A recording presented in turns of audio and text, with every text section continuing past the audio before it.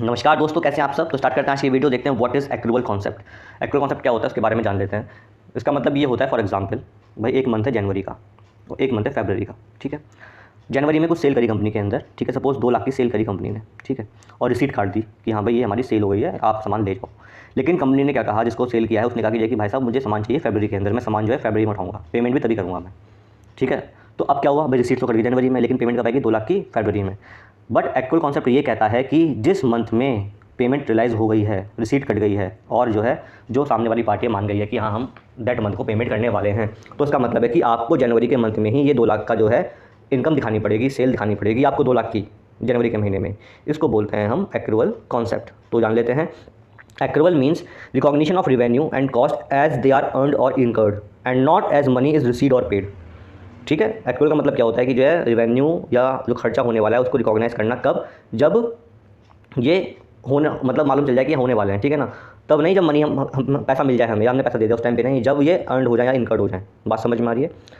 तो the effect of transaction and other events are recognised on mercantile basis, that is when they occur and they are record in the accounting records.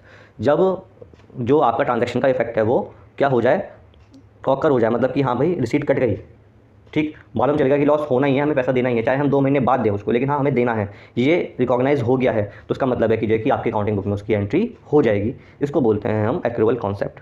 बात समझ में आ रही है। This concept provide the foundation on which the structure of the present day accounting has been developed. आज जो accounting हो रही है वो इसी के बेसिस पे हो रही है, बस बात समझिए, ठीक है। एग्जांपल्स देख लेते हैं, जैसे record revenue when you invoice the customer rather than when the customer pays you.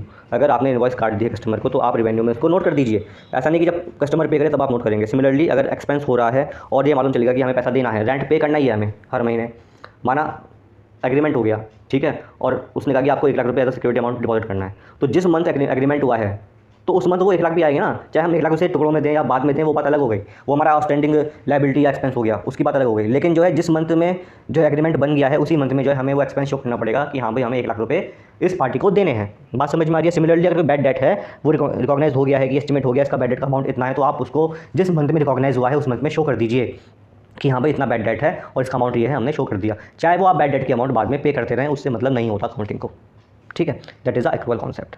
दोस्तों उम्मीद करता हूँ कि आपको समझ में आएगा कि क्या मीनिंग है एक्रूअल कॉन्सेप्ट का। अगर अच्छी लगी video please like this video, share this video, subscribe my channel. Thank you, have a very nice day.